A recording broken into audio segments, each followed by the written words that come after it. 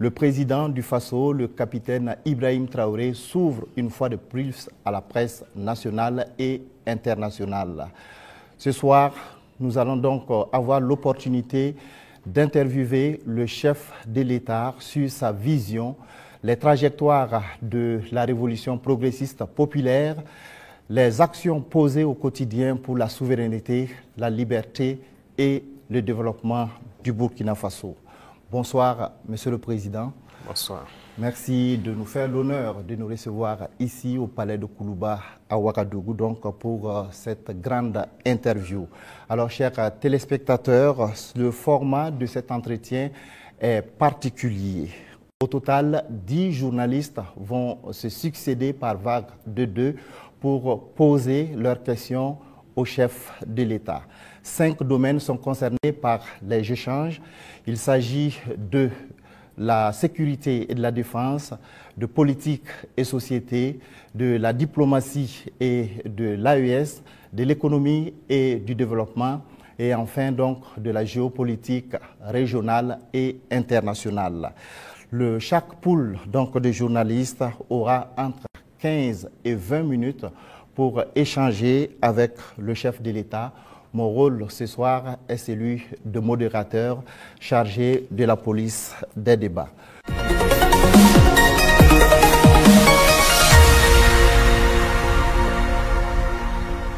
Monsieur le Président, avec votre permission, nous recevons donc le premier groupe de journalistes. Il s'agit de Hervé Dapa de la télévision BF1 et Asmao Dao de la télévision C360. Bonsoir, chers confrères. Vous disposez de 20 minutes pour vous entretenir avec le chef de l'État sur les questions relatives à la défense et à la sécurité. Bonsoir, Excellence. Bonsoir. Alors, certains de vos détracteurs vous ramènent régulièrement une phrase, et cette phrase remonte aux premiers instants de votre prise de pouvoir, quand vous disiez que si tout est mis en œuvre, 3 mois suffiraient pour tendre vers la fin de la guerre. Et ces détracteurs disent aujourd'hui que 3 ans plus tard, la guerre n'est pas totalement terminée. Monsieur le Président, ce soir, que leur répondez-vous? D'accord, merci beaucoup. Et merci à tous d'être venus pour cette interview. C'est vrai, c'est ce que nous aurons souhaité, mais les choses n'ont pas été comme on le pense. Et je dis si tout est mis en œuvre. Alors, il y a plusieurs perspectives à mettre en œuvre pour pouvoir atteindre cet objectif dans ce laps de temps. Mais tout n'a pas été mis en œuvre comme on le souhaitait. Primo, l'adversité. Alors, dès que nous sommes arrivés au pouvoir, nous aurons espéré qu'on nous laisse travailler très rapidement et pouvoir avancer. Malheureusement, certaines personnes nous ont approchés et ont voulu que nous allions dans leur sens parce que leur objectif n'était pas que la guerre finisse de sitôt. Je veux parler de certaines forces étrangères qui étaient présentes sur notre sol. On a eu des débats houleux avec des diplomates venus d'ailleurs sur la question, mais personne ne voulait qu'on aille dans le sens de finir cette guerre. Nous l'avons compris à travers les messages. S'il arrivait que des gens viennent jusqu'à nous dire qu'il faut qu'on accepte qu'ils soutiennent les terroristes et nous soutenir également, ça veut dire ce que ça veut dire, c'est une guerre entretenue. Donc nous avons très vite compris, on s'est débarrassé de toutes les forces qui étaient présentes ici, que ce soit les forces françaises, les forces américaines, et nous avons compris que la lutte sera âpre. La deuxième chose aussi était nous croyions que nous avions quand même un minimum d'armes et de munitions en stock. Aujourd'hui, je peux vous dire ce que j'ai trouvé par exemple en stock. Il y avait en tout et pour tout au Burkina Faso moins de 100 000 cartouches de Kalachnikov. Et les armes, nous avions à peine une centaine. Comment est-ce qu'on pouvait faire la guerre? Il fallait se rééquiper, redoter l'armée en effectifs, en armement et tout. Ce qui a fait que l'objectif de 3 mois, si ces conditions préalables étaient réunies, c'était bien possible. Mais il n'y avait rien. On n'était pas préparé à la guerre, tant sur le plan équipement que sur le plan effectif. Justement, Monsieur le Président, vous venez de le dire, hein, quand vous prenez le pouvoir, si on veut caricaturer, il y avait plus d'hommes que de munitions dans l'armée burkinabé. Et aujourd'hui, où en est-on avec le programme d'armement de cette armée-là? Et puis, quels sont les signes qu'elle est en train progressivement de monter en puissance? Très bien, je l'ai dit, je ne peux pas dépeindre toute la situation qu'il y avait, c'était catastrophique. Et comme je l'ai dit, vous pourrez enquêter. Il y a peut-être même dans cette salle des militaires qui étaient sur le front, sans armes. Ça existait dans notre armée. Donc ce sont des situations, on croyait que c'était juste, je ne dirais pas de la mauvaise foi, mais une situation incompréhensible. Pour nous, il y avait les armes et on refusait de les doter. Mais quand on a été face à la réalité, très vite, on s'est résolu à chercher d'abord à armer l'effectif qui était là. Et là, ça a été la croix et la bannière. Parce que beaucoup de puissances ont refusé de nous vendre les armes. Et donc, on s'est tourné vers ceux qui avaient envie de nous vendre les armes. Très vite, on s'est équipé. On a recruté les VDP, on a pu payer tout ce qu'on voulait. Le processus, nous avons fait un plan d'équipement pour une montée en puissance. Et comme vous le constatez depuis maintenant 2 ans, les équipements commencent à rentrer. C'est toujours pas fini. Et ça continue de venir. Peut-être que dans quelques jours, vous verrez encore de nouveaux équipements qui seront présentés, qui sont principalement des équipements d'appui. Parce que d'abord, l'infanterie, il fallait l'équiper pour que chaque homme puisse avoir une arme en dotation. Ça, c'était un gros défi. Nous y sommes. On continue de recruter, comme vous le constatez. Chaque année, c'est entre 10 000 et 15 000 hommes qu'on recrute. Ça, c'est un effort considérable. Parce que, quoi qu'on dise, l'adversité est là. Et le volume de terroristes augmente. Parce que les impérialistes recrutent beaucoup de mercenaires qui viennent au Burkina Faso pour combattre. Donc, il faut qu'on s'adapte à la situation. Et maintenant, nous avons notre 3e phase, qui n'est plus d'acheter, mais de fabriquer nous-mêmes. Et nous sommes aussi là-dedans. Donc, c'est ça la montée en puissance. Il faut bien s'équiper, mais aussi créer une industrie de défense. Ça, c'est très important. Dans quelques mois, bien quelques années, on aura ici, nos militaires vont utiliser des armes made in Burkina. Bien sûr. Nous avons la capacité intellectuelle. Il y a de la ressource. Il suffisait juste de chercher. Et voilà. Nous sommes là-dessus. Vous serez surpris sûrement. Alors, Monsieur le Président, cette guerre, est-ce que nous pouvons la gagner? Est-ce que nous allons la gagner? Nous ne pouvons que la gagner. Qu'est-ce qu'on ferait? Soyez sûrs, nous n'irons nulle part et nous allons gagner cette guerre. Je vous ai dit que la menace mue beaucoup, mais nous nous adaptons. Et la force de l'armée burkinabé, c'est que c'est l'une des armées les plus résilientes au monde. La pression que le Burkina Faso a, et je ne pense pas que sur cette terre actuellement, il y a un pays qui a cette pression. Mais nous tenons, nos hommes se battent et nous nous adaptons constamment à la menace. Et nous comprenons d'où vient la menace, comment ça se manifeste, c'est ça le plus important. Et actuellement, je peux vous rassurer que bientôt, nous parlerons d'un albinos noir qui va apparaître. Et vous verrez. Ne me demandez pas de quoi il s'agit, je pense que vous comprendrez plus tard. La guerre va finir et très vite. Justement, pour gagner cette guerre, vous venez de le dire, il faut des armes et il faut aussi des hommes. Et surtout des hommes déterminés. La détermination, vous le savez, c'est le game changer majeur. C'est ça qui fait la différence dans toute guerre. En ce moment, au moment où on parle, quel est exactement le moral de nos troupes sur le terrain? Vous avez très bien touché le cœur du problème, la ressource humaine, les hommes déterminés. Il ne s'agit pas juste de payer de l'équipement, il faut des hommes déterminés. Et si vous remarquez, nous sommes en train de construire une armée de qualité. Et il n'est pas rare que souvent, lorsque nous jugeons qu'un chef d'élément ou bien une unité a failli à sa mission, qu'on les radie et qu'on les poursuive. C'est arrivé plusieurs fois et ça continuera comme ça. Si vous êtes engagé pour être militaire, vous devez accomplir la mission parce que la mission est sacrée pour nous. Et l'autre chose, c'est que malgré la pression, malgré les défis, les hommes continuent de se battre et ils sont très résilients. Si aujourd'hui vous attrapez un soldat burkinabé et le demandez, est-ce que vous voulez que d'autres personnes viennent se battre à votre place ou viennent vous aider, ils vous diront jamais, ils préfèrent mourir. C'est à ce niveau que vous jugez leur morale. Ils sont prêts, toujours prêts, malgré la situation. Peu importe la bataille qu'on perdra, on va toujours maintenir le terrain. C'est ça qui est très important dans le mental des soldats. Donc, le moral est au top. Les gens n'espéraient pas être à ce niveau d'équipement, ils y sont. Donc, ils se donnent à fond. Et moi, je ne peux que féliciter et remercier tous ceux qui se battent. C'est très important. Alors, Monsieur le Président, dans votre argumentaire, vous parlez d'une guerre qui prend différentes formes, qui mue. On se demande, on se pose toujours cette question 10 ans après, qui attaque le Burkina Faso? Ce n'est pas du terrorisme seulement. C'est une guerre pour s'accaparer de nos richesses et nous empêcher de nous développer. Je l'ai une fois développé lors d'un discours, je pense. Je disais que si nous, on arrive à exploiter convenablement notre sous-sol, à transformer ce que nous sommes en train d'exploiter ici, ce que nous produisons, il y aura un sous-emploi chez eux là-bas. C'est une bataille. Ils pillent nos richesses pour pouvoir survivre. Donc c'est une guerre d'indépendance. Il faut que nous menons cette guerre pour être totalement indépendants, décider de notre développement, de notre trajectoire. Donc c'est de ça qu'il s'agit actuellement. Monsieur le Président, vous venez de le dire, on parle de sécurité et de défense du Burkina Faso. Venons-en à votre sécurité personnelle. Vous venez de l'évoquer il y a un instant, la pression est énorme, elle est grande, le danger vient de partout. Monsieur le Président, rien qu'en 2025, il y a eu plusieurs tentatives de coup d'État qui ont été déjouées.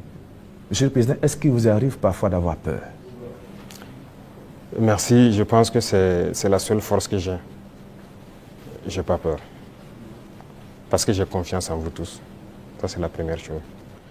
Il faut avoir confiance au peuple, parce que c'est le peuple qui nous a confié cette mission. Et j'ai confiance au peuple, qu'ils comprendront. Et voilà pourquoi on n'hésite pas aussi à être devant le peuple, pour leur expliquer la situation et leur dire ce qu'il y a. Et ça permet de garder une très bonne relation. Ça, c'est la première des choses. La deuxième chose, comme je l'ai dit, il y a une mentalité qu'il fallait développer au sein même de nos forces. Ça, c'est très important. Actuellement, cette mentalité-là, les gens comprennent pourquoi ils se battent. Vous prenez, il y a quelques années de cela, plusieurs officiers sur le terrain ne savent pas pourquoi ils se battent. Mais si nous savons pourquoi nous nous battons, qui nous avons en face et pourquoi il y a cette pression, les gens comprennent mieux. Et voilà pourquoi nous avons même créé tout de suite l'Institut, l'école supérieure militaire, pour que nous puissions former nous-mêmes nos militaires et les mettre ce que nous voulons dans la tête. Retenez une chose, si vous laissez vos forces être formées par d'autres puissances, ils les mettent dans leur tête ce qu'ils veulent. Ils les endoctrinent comme ils le veulent et c'est plus facile de les manipuler. Mais ici au Burkina actuellement, c'est ce qui fait mal d'ailleurs à beaucoup de puissances impérialistes, ils n'arrivent pas à pénétrer notre armée. Tous ces bataillons qui ont été créés, tous ces hommes qui sont là, personne n'est venu d'ailleurs les former.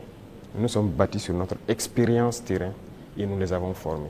J'ai personnellement participé à des entraînements de certaines forces au tout début. Donc ça, c'est déjà une deuxième force. Et l'autre force est que si vous avez une mission, un objectif pour votre pays, vous ne devez pas avoir peur. Si vous avez peur, vous hésitez. Si vous hésitez, vous compromettez. Et une fois que la compromission est là, vous êtes foutu. Vous avez tout à l'heure énuméré un certain nombre d'éléments qui font que vous êtes rassuré. J'insiste parce qu'il y a l'histoire aussi. C'est l'histoire qui nous conduit. Ces forces impérialistes, elles sont réelles. En 1961, elles ont eu la peau de Patrice Lumumba en RDC. En 1972, elles ont eu la peau de Kwame Nkrumah d'une autre manière. Et puis en 1987, elles ont eu la peau de Thomas Sankara, toujours avec des ennemis internes et parfois avec la complicité de certains voisins. Vous savez ce qu'on dit, Monsieur le Président, le premier devoir d'un révolutionnaire, c'est de rester en vie pour continuer le combat. Monsieur le Président, est-ce que vous pouvez rassurer toutes ces personnes, tous ces hommes, ces femmes d'ici et d'ailleurs qui commencent à espérer que vous allez rester en vie? Ils manipulent toujours de l'intérieur, nous sommes très bien conscients. Et aussi un devoir pour nous, c'est de participer à notre propre sécurité. Ce n'est pas aujourd'hui de dire que je suis chef d'État et voilà, je confie la sécurité juste à des gens. Non, tout le monde participe, moi-même je participe. C'est pourquoi j'ai dit, ce n'est pas juste une affaire de ceux qui sont à côté de moi, c'est une affaire de tout le peuple. Et la sécurité, ce n'est pas une affaire d'hommes de tenue et tout ce que vous pouvez imaginer. C'est tout un ensemble. C'est aussi des comportements, des manières de vivre. Il faut éviter beaucoup de choses que peut-être des erreurs ont été commises dans le passé. Nous avons lu beaucoup sur tous ceux dont l'impérialisme a eu la peau et nous avons appris beaucoup de leçons. Voilà pourquoi on dit on ne laissera pas les choses se répéter. On anticipera, quitte à ce que les gens interprètent comme ils veulent, on va anticiper. Mais parce que nous avons compris le message, l'espoir qu'il y a, on fera tout pour anticiper toujours les actions de l'impérialisme. Monsieur le Président, du regard de la journaliste que je suis, je me dis qu'il y a un encerclement des pays de l'AES. Quand je regarde un peu en Côte d'Ivoire, il y a un camp militaire à Odiéné, près du Mali et du Burkina. Le Sénégal installe des unités à la frontière avec le Mali, sans oublier également le Bénin qui fait frontière avec le Burkina Faso et le Niger. Est-ce que, Monsieur le Président, vous partagez ce point de vue? Est-ce que vous voyez les choses de cette manière? Je pense que quand vous décidez de faire la révolution, il faut vous apprêter à cette adversité. C'est une logique qu'ils nous encerclent. C'est logique qu'ils essaient de nous faire tomber. C'est logique. C'est comme je dis, c'est une bataille. Ils se battent pour leurs intérêts. Et c'est à nous, si on a décidé de faire la révolution, de tout mettre en œuvre pour que cet encerclement soit vaincu. Vous voyez, l'Afrique, on a l'habitude de ne pas avoir d'abord une armée forte. Il n'y a pas d'État s'il n'y a pas d'armée forte. Mais bon, c'était le système. Comme je l'ai dit une fois aux couleurs, ils sont venus nous flatter. Non, il ne faut pas vous armer. Même dernièrement, je pense qu'il y a dans une interview un général américain qui l'a dit encore que nos pays n'ont pas besoin d'être militarisés. C'est leur conception. Nous sommes comme des enfants, c'est eux qui doivent venir s'asseoir, faire la sécurité pour nous. Et beaucoup de pays sont dans cette situation. Ils ne construisent pas d'armée. Et quand la situation arrive, c'est le chaos. Nous sommes en train de construire une armée forte. Voilà pourquoi j'ai dit on se bat en burkinabé et on se forme en burkinabé. Ça, c'est très important.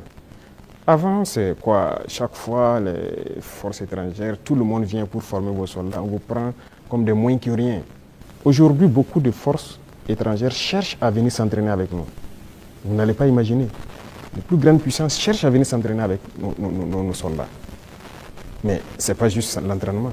Ils veulent apprendre comment on fait, comment on procède, qui nous entraîne. Mais personne aujourd'hui ne sait comment les birs sont formés, comment on les entraîne, comment on les équipe. Pourquoi nous on croit que c'est les autres qui doivent venir nous former? Ils n'ont pas créé quelque chose. Ils ont réfléchi. Nous sommes dotés de cerveau. Donc il faut une armée puissante pour faire face à l'adversité. Ils vont continuer à nous encercler. Parce qu'il y aura toujours en Afrique des États comme ça, des chefs d'État comme ça qui vont autoriser. Parce qu'ils ont les mains liées, ils trahissent toujours. Ils vont accepter toujours que les impérialistes viennent chez eux pour attaquer leurs propres frères. Ça, si vous acceptez la révolution, vous devez partir avec ce concept. Ça va exister. Donc on n'y peut rien.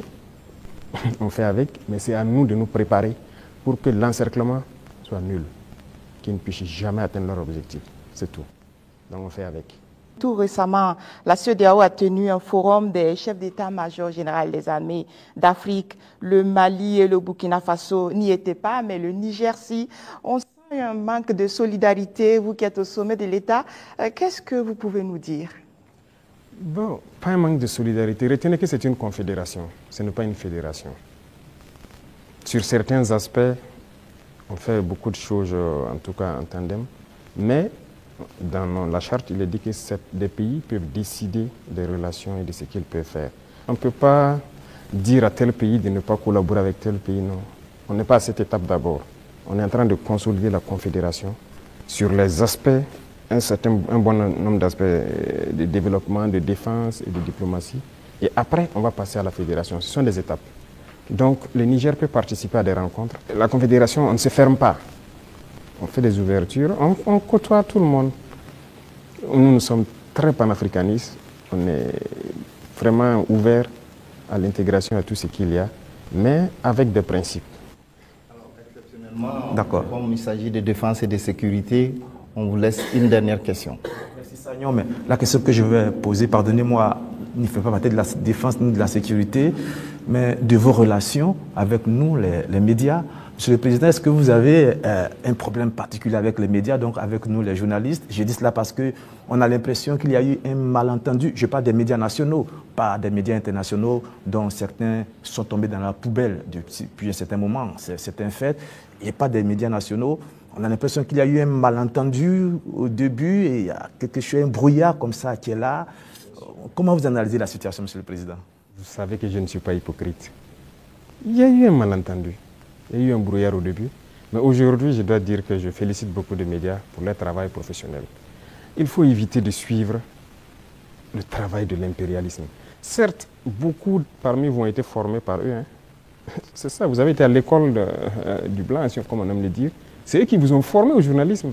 Donc moi, je ne vous en veux pas souvent quand les gens essaient de se comporter comme eux. Mais je parle pour que les gens prennent conscience qu'il s'agit de notre patrie. Regardez ce matin, par exemple, lisez les titres des journaux en France. Ils vous diront peut-être qu'il y a une mobilisation pour mettre la pression sur le Premier ministre. Ils ne vous diront pas qu'il y a eu une marche contre le pouvoir ou quelque chose. Mais si c'était au Burkina, vous direz qu'il y a une marche contre le pouvoir. Vous comprenez? Les Français nous appelaient, ils continuent de nous appeler putschistes, juntes et quoi. C'est du français. Mais les journalistes nous appelaient aussi putschistes, juntes ici.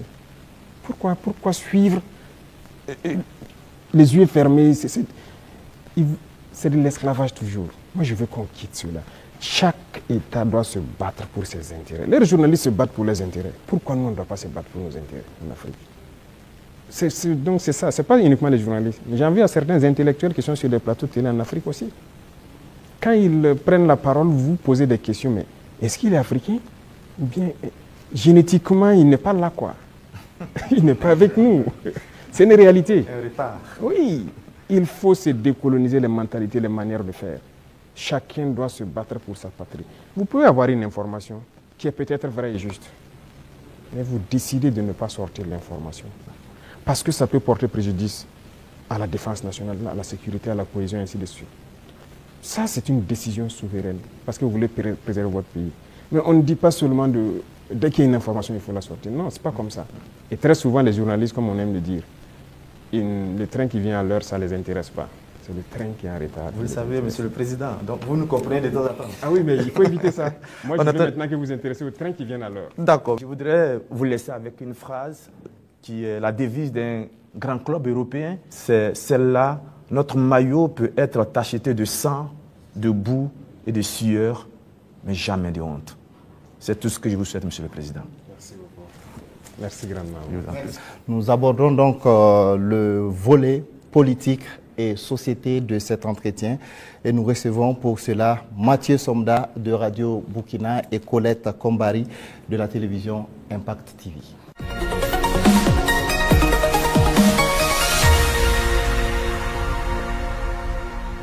Bonsoir, chers confrères. Vous disposez également de 20 minutes pour échanger avec le chef de l'État sur la rubrique politique et société. Excellence, Monsieur le Président, 30 septembre 2022, 30 septembre 2025, bientôt 3 ans de gestion du pouvoir d'État. Quel bilan d'étape faites-vous en termes de mise en œuvre de votre vision et de votre orientation politique à travers la révolution progressiste et populaire? Il faut dire que nous avons pris le pays sur le volet sécuritaire avec une situation, mais aussi sur le volet économique, politique avec une autre situation.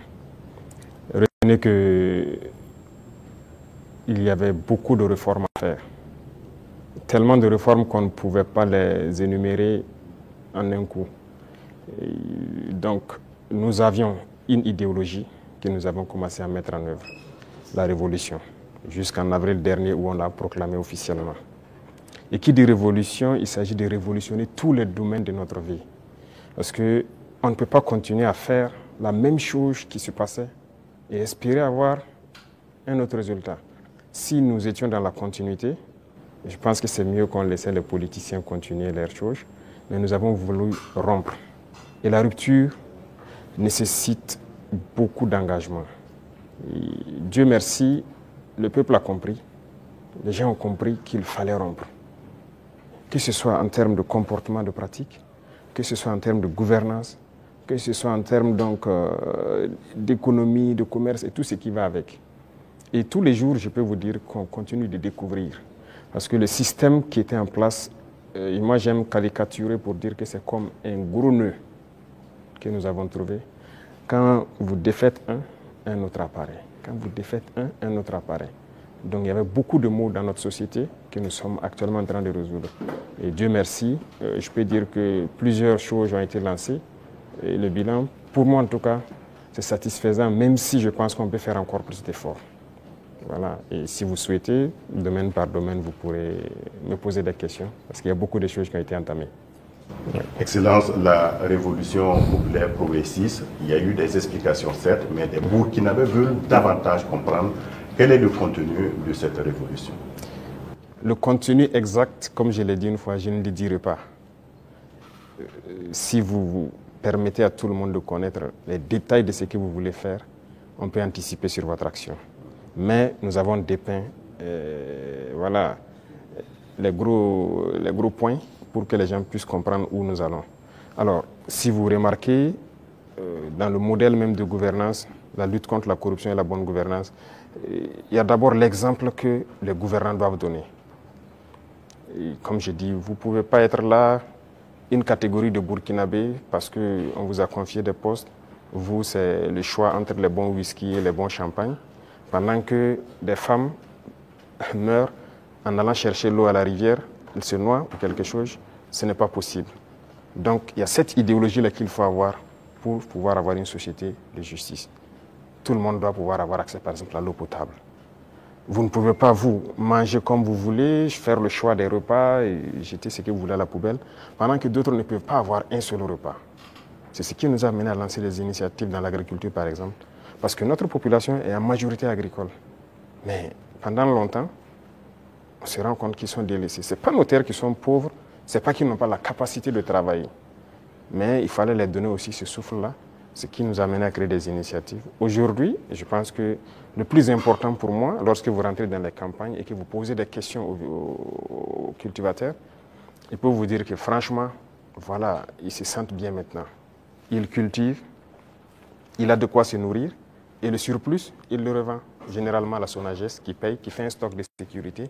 Et lorsque dans certaines zones ou dans certaines périodes, il y a des soucis, ils le ressortent, ils le vendent à prix bien subventionné, accessible de tous. Donc ça, c'est très important. L'idéologie de révolutionner beaucoup de domaines, quand on prend le domaine même des finances publiques, alors on est en train de digitaliser beaucoup de paramètres, avec beaucoup de difficultés, parce que les gens n'aiment pas ça. Bientôt, par exemple, on va lancer la facture électronique. Déjà, quand on a émis l'idée, mais beaucoup de grands opérateurs sont opposés à cela. Pourquoi ils ne veulent pas la transparence? Parce qu'on a habitué les gens à la tricherie, à voler. C'est comme une norme. C'est ce qui était installé, donc il faut changer tout ça. Sur le plan des infrastructures et beaucoup de choses, le domaine des marchés publics et tout ce qui va, c'était d'ailleurs le domaine le plus corrompu. Voilà, vous êtes un entrepreneur, vous venez nous voir, on vous donne le marché, vous surfacturez, et après on se donne quelque chose à l'arrière. C'est ça la règle d'or. Et donc quand quelqu'un même vient avec cette idée, vous êtes exclu d'office. On ne vous permet pas. Et si on laissait continuer dans cela, je ne pense pas qu'on puisse s'en sortir. On ne pourrait pas payer des armes, parce que, comme je l'ai dit, si vous ne faites pas des économies d'échelle, vous ne pouvez pas vous équiper. Vous ne trouverez pas une seule banque dans le monde où vous partirez prendre un prêt pour payer des armes. Ça n'existe pas. C'est avec vos fonds propres que vous pouvez vous équiper. En tout cas, nous, on n'a pas eu cette occasion. Et si quelqu'un en connaît, peut-être qu'on est preneur. Et tout ce qu'on est en train d'acquérir, je vous ai dit une fois le montant, ce sont des milliards de dollars. Hein. Comment on fait? Où on a puisé l'argent? Mais cet argent était là. Il fallait assainir le domaine des finances, le commerce et tout ce qui va avec.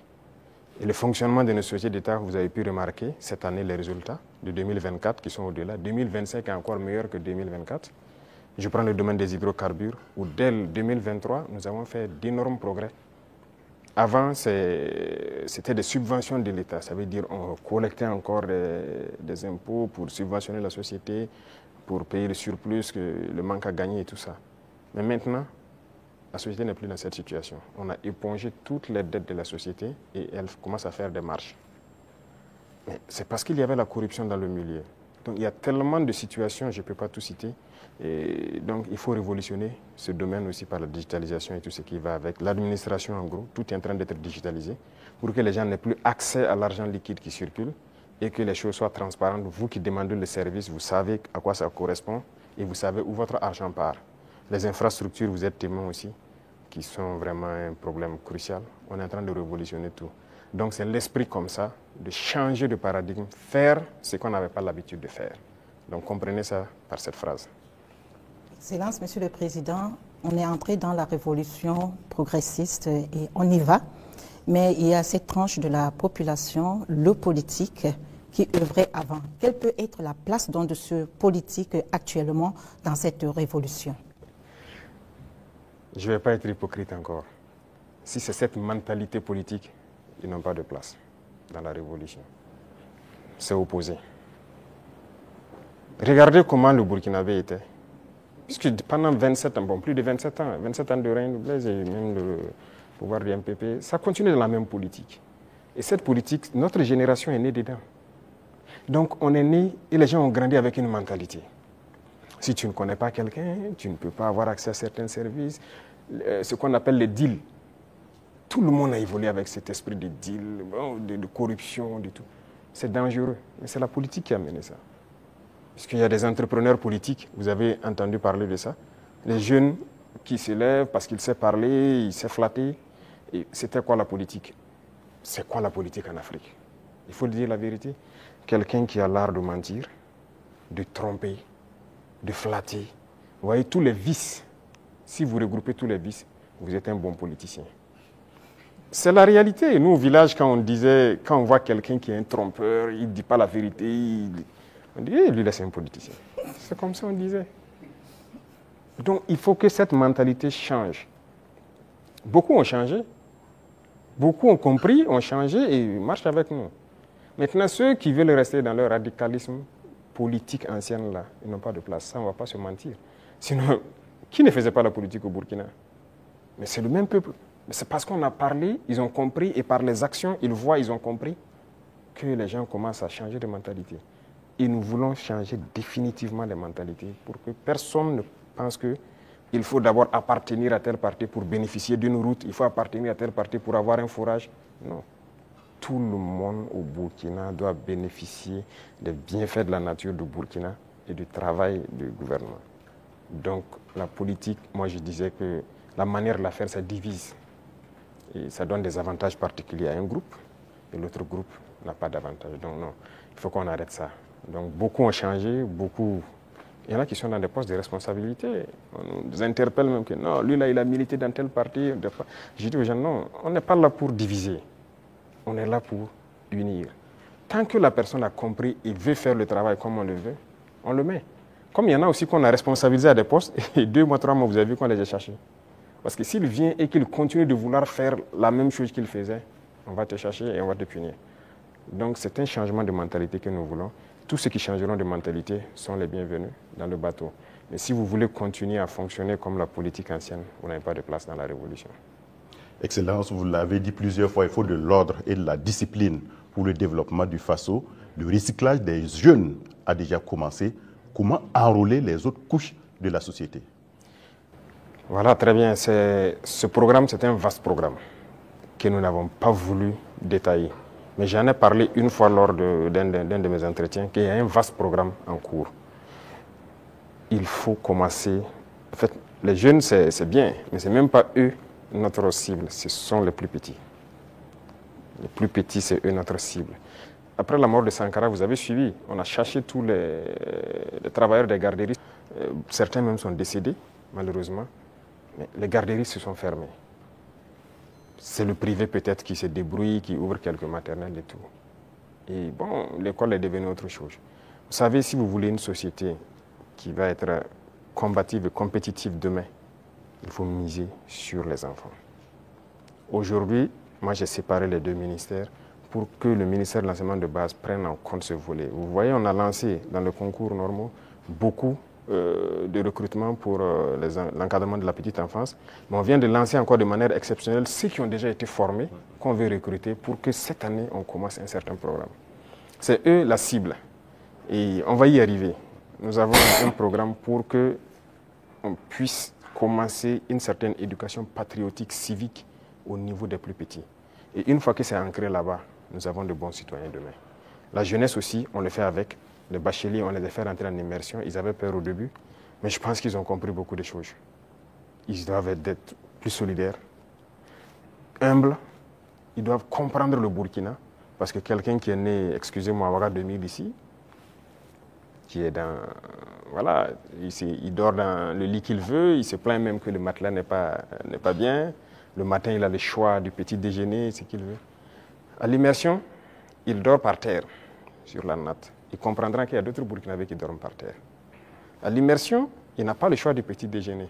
S'il y en a, il y en a. S'il n'y en a pas, il mange ce que les autres mangent. Déjà, dans sa tête, il comprend qu'il y a deux faces du Burkina Faso. Et j'ai dit à l'immersion de les priver. Il y a des jours où ils auront 2 repas, des jours 1 repas et des jours sans repas. J'espère qu'ils l'ont fait. C'est pour qu'ils comprennent la vie. On est jeunes, mais si on a atteint cet âge et qu'on n'a pas compris qu'il y a plusieurs types de Burkinabés, c'est dangereux. Il faut que les jeunes comprennent qu'il y en a qui n'arrivent même pas à s'offrir un repas. Et quand lui va dormir avec la faim, toute une journée n'a pas mangé, vous croyez que si demain on le confie une responsabilité, il va toujours avoir en tête, ah, si moi je dilapide l'argent et qu'il y en a qui n'ont pas à manger, c'est la conscience qui va le gronder. Donc ce sont des épreuves qu'on les fait faire. C'était 45 jours que j'avais programmé, mais à cause des inscriptions, j'ai dit de faire 30 jours. Mais les prochaines échéances, j'espère qu'on ira à 45 jours. Donc les futurs bacheliers et brevetés doivent se préparer à affronter ça. Et le programme va continuer à s'enrichir, c'était la première expérience. Mais nous espérons pouvoir changer, même les jeunes, leur mentalité.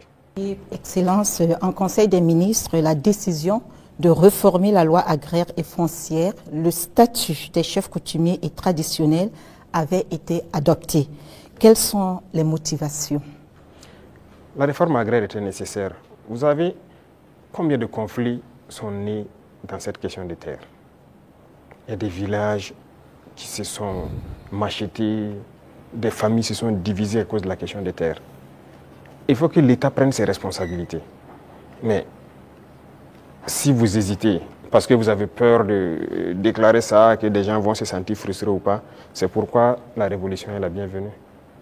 Il faut décider à un moment donné d'arrêter tout ça. Il y avait combien de promoteurs immobiliers au Burkina en 2010? Je ne pense pas, ça ne vaut pas une vingtaine. Subitement, en 2015, on en a plus de 200. Ils ont payé les terres partout, ils partitionnent, ils vendent, ils revendent, ils ont pillé les terres et c'est dangereux. Actuellement, nous avons une application C4 qu'on vient de lancer, on est en train de réenregistrer, mais ce qui se passe est terrible. Même les parcelles dans les villes, les gens vendent et revendent à plusieurs personnes parce que ce n'était pas digitalisé. C'est un gros registre. Vous pensez que quelqu'un peut fouiller les registres, voici le numéro de la parcelle appartient à telle personne, donc toi tu es allé acheter, c'est pas... Donc il y a beaucoup de doublons et ça crée des conflits. Et pendant que ces politiciens-là faisaient ça, ils sont là dans des conférences, des trucs, que cohésion sociale. Vous ne pouvez pas faire de cohésion sociale en divisant les gens sur la terre. Voilà pourquoi on a décidé de prendre nos responsabilités, d'arrêter ce massacre-là. Et voilà, la terre appartient à l'État. Et désormais, on fera tout pour équilibrer au maximum voilà, la situation et que les gens ne se sentent pas lésés. Pour la chefferie coutumière, c'est pareil. Cette loi est là il y a longtemps. Hein. Il y a très longtemps, selon ce qu'on m'a dit, mais personne ne veut. Mais nous avons décidé de mettre la main à la pâte, regarder, parce que la chefferie coutumière, pour moi, ils doivent être respectés, ils doivent être écoutés, ils doivent être ceux-là qui travaillent pour la cohésion sociale. Quand ils parlent, quand il y a un conflit, il y a une situation conflictuelle, ils doivent parler, pouvoir rassembler et que leur voix doit porter. Donc il y a un certain nombre de privilèges, si je peux dire, qu'on a mis autour, des symboles dans la nation qu'on a mis autour pour que les gens les respectent. Qu'on le veuille ou pas, on les respecte et qu'eux-mêmes, ils imposent le respect. Parce que dernièrement, les politiciens les avaient détournés. Beaucoup, aujourd'hui, voilà, regrettaient avoir marché aux côtés des politiciens. Il y a des villages où les gens sont divisés, les gens ne respectent plus les chefs. Mais avec cette loi, en tout cas, qu'on a amenée à la LT, nous avons essayé d'élaguer beaucoup de choses pour que leur respect dans la société puisse être réinstauré. Et ça, c'est très important. Excellence, la lutte contre le terrorisme affecte notre tissu social avec des soupçons d'exaction communautaire. Le vivre ensemble est menacé par endroits. Comment amener les Burkinabés à renouer avec les valeurs cardinales telles que la solidarité, le civisme et la cohésion sociale? Je pense que ces valeurs sont en train de revenir toutes seules. Au contraire, la guerre a forgé aussi à ce que les gens comprennent beaucoup de choses et les gens commencent plus à s'unir. Vous savez, les inégalités sociales créent plus de problèmes de cohésion sociale que le terrorisme. Il y avait trop d'inégalités sociales. Je disais à certains, j'ai dit, écoutez, vous avez mangé à votre faim, vous allez vous asseoir comment avec elle qui n'a rien mangé pour parler de cohésion sociale. Ce n'est pas possible. C'est la même situation que je vous ai pris tout de suite. Il faut essayer au maximum de mettre les gens à un certain niveau. Tant qu'il y a la richesse, que ce soit bien réparti. Ça, c'est le premier pas. Les cas d'exaction et tout ce qu'il y a, il faut faire attention. Il y a beaucoup de gens qui ont donné des allégations. C'est dernièrement, quand on a vu le cas à Solenzo, ils ont sorti des images, parlé. On n'a rien dit, on s'est calmé. Quand ils ont fini de chanter, on a montré les civils qu'ils disaient que les forces ont tués ont été transportés jusqu'à Ouagadougou ici, mis en sécurité. Ah, si on les a tués, pourquoi ils sont à Ouagadougou? Comment ils se retrouvent à Ouagadougou? Souvent, c'est fait à dessein. Ils inventent tout ce qu'ils veulent inventer avec leurs ONG, leurs médias et tout. Mais on laisse, quand ils finissent, on montre la vérité. Voilà. Les terroristes ont pris des civils comme boucliers humains, certes, mais les forces ont pu faire la distinction. Et après le combat, ils ont rassemblé les civils à Solenzo. On a dépêché les moyens nécessaires pour les transporter, venir. Et ils ont été présentés devant tout le monde. Ce sont des centaines de civils. Ils ont témoigné. Donc, il faut qu'on fasse attention aux récits de certaines personnes qui veulent juste développer des thèses. Et leur objectif, c'est de nous diviser. Mais nous, on ne doit pas tomber dans ce piège-là. Voilà. Excellence, on a constaté cette année une reprise du dialogue social entre le gouvernement et les syndicats après plusieurs années d'interruption. Quel message donc renvoie votre gouvernement avec ses partenaires sociaux quand on sait que la situation était tendue entre le gouvernement et les syndicats? Comme c'était tendu entre le gouvernement et les journalistes. Il faut que chacun comprenne qu'il faut se battre pour sa patrie. Nous avons fait comprendre aux gens. Vous savez, moi j'ai parlé avec les responsables syndicaux. Je les ai réunis ici, je les ai parlé à un moment donné de notre histoire. Mais j'ai été déçu après. Donc je les ai dit, soit vous êtes burkinabé ou vous n'êtes pas burkinabé. Donc le bras de fer s'est enclenché. Mais après on a décidé de les revoir parce qu'on suppose qu'ils ont compris le message. Et même ça, je ne vais pas mentir, quand ils sont venus, ils ont voulu encore comprendre et sortir certains comportements, les faire comprendre, ça ne marche pas. Le pays est en guerre, il faut tout faire pour le pays. Ce syndicalisme importé là, ce n'est pas du syndicalisme ça. Il y en a même qui se vantent d'avoir participé à la chute de Sankara. Et c'est eux qui ont tout commencé, ainsi de suite. Vous croyez que c'est bien ça? Les Occidentaux vous manipulent et vous continuez à agir comme eux ils veulent. Ça, ce n'est pas du syndicalisme. Un syndicaliste se bat pour les intérêts des travailleurs. Mais la plupart du temps, ce que les responsables même veulent, c'est venir manger avec le pouvoir. Et les gens se taisent. Non. Écoutez, nous, on a beaucoup de dossiers sur beaucoup de personnes, pas seulement les syndicalistes. Hein. Dans la société, on a beaucoup de dossiers. Les gens qui nous ont approchés au début, qui ont voulu des avantages, qui ont voulu quoi, qu'on a refusé, qui s'y retournent, qui sortent, qui parlent. On a leur dossier. Donc, syndicalisme sain, il y a beaucoup d'actes que l'on a posés. On n'a pas attendu que les gens sortent dans la rue pour marcher, pour le poser. Quand j'ai parlé des travailleurs des garderies, là, ce n'est pas quelqu'un qui est venu nous dire qu'il y a des travailleurs qui avaient été cherchés, il faut les remettre dans leurs droits. On a vu un dossier et qu'on a trouvé qu'il faut les remettre dans leurs droits. On a dit au ministre des Finances, trouve l'argent nécessaire pour régler. Les gens de la mairie, des gens, la brigade verte là, ceux qui travaillent, mais ils avaient combien de mois d'arriérés? C'est pour ces intérêts-là, ces gens-là qui n'ont pas de travail, pour que les gens ne se battaient pas pour ça avant. Mais on n'est pas venu vers nous pour nous dire. Moi, les femmes balaient devant chez moi, c'est un de mes hommes qui est sorti une fois, ils ont dit, ah, ça fait des mois, ainsi de suite, leur travail. Je me suis renseigné, on m'a dit, c'est vrai. J'ai dit de les payer. Il faut rattraper tout ce qu'elles ont raté. Il y en a qui avaient des dizaines de mois d'arriérés de salaire. On a sorti le dossier et on a décidé de rattraper tout ça. Donc, il faut qu'on fasse du syndicalisme sain. S'il y a un problème, qu'on nous approche et qu'on nous explique. Si on peut résoudre, on vous dira on peut le faire. Si on ne peut pas, on vous dit bon, pour l'instant on ne peut pas, mais on pourra le faire dans tant de temps. Mais il y a un problème, on rassemble les médias, on parle comme on veut. J'espère qu'ils trouveront la solution avec vous. Sinon, si après ça, vous ne venez plus vers nous. Moi, je veux qu'on travaille en africain. Quand il y a un problème dans la maison, on s'assoit, on parle. Et nous, on se doit d'être véridique. Ce qu'on peut faire, on doit dire clairement, on peut faire ça. Ce qu'on ne peut pas faire, on vous dira aussi on ne peut pas. Maintenant, si vous ne voulez pas, chacun fait ce qu'il peut faire. Mais il faut qu'on soit responsable. il n'y a pas de problème qui ne puisse pas se résoudre. Et comme je dis, toujours agir avec en tête l'intérêt de la patrie. Ça, c'est très important. Donc, on a repris le dialogue comme on reprend avec tout le monde. On n'a pas rompu le dialogue avec qui que ce soit. Tout le monde est la bienvenue.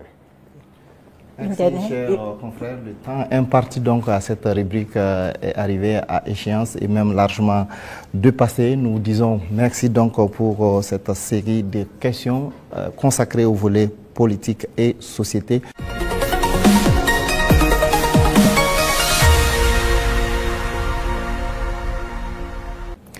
Monsieur le Président, les préoccupations relatives à l'économie et au développement sont portées par Soumaïla Rabo de Savane Média et Jean-Marie Toé des éditions Sidoya. Bonsoir, chers confrères. Vous disposez également de 20 minutes pour vous adresser au chef de l'État. Bonsoir, Monsieur Sayon. Monsieur le Président, malgré la crise sécuritaire et la conjoncture internationale, l'économie burkinabé se porte bien. Avec 1,5 de progrès sur le taux de croissance économique en 2024. On sait que l'amélioration de la situation sécuritaire y est pour beaucoup, mais aussi l'agriculture et le secteur des services. Qu'est-ce qui est fait par le gouvernement dans l'immédiat pour permettre à l'économie nationale de continuer sur cette lancée? D'accord, merci. Je vois que ce sont des chiffres macroéconomiques. Et nous sommes au courant et on fait le point constamment avec le ministre des Finances. Il y a des efforts qui sont faits. C'est vrai qu'il y a des zones qui ont été sécurisées qui nous permettent de produire. Et donc la production agricole a beaucoup grimpé, ce qui permet une transformation au niveau des petites unités que nous avons, mais aussi de l'exportation pour les excédents de certains produits. Donc ça contribue beaucoup à la balance commerciale. Il y a aussi la question même de l'exploitation minière. Donc il y a un certain nombre de mines qui avaient arrêté l'exploitation, si vous vous souvenez, d'autres en 2020, d'autres en 2018 même, mais qui ont repris aussi. Et tout ça, ça contribue donc à cette croissance-là. Et nous poursuivons dans ce sens. Et actuellement, si vous voyez par exemple le secteur minier, la tendance du gouvernement, c'est d'exploiter notre or nous-mêmes.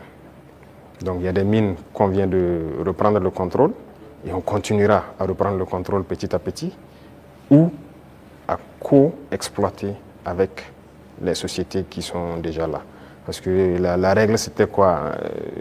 Quelqu'un vient, il prend le permis, il l'exploite, 10% au gouvernement et le reste, c'est pour lui. Et d'ailleurs, 10%, on n'a pas de contrôle. Donc tout ça, actuellement, on est en train de reprendre le contrôle vraiment pour s'assurer qu'est-ce qu'il sort de notre sous-sol et prendre aussi une part importante.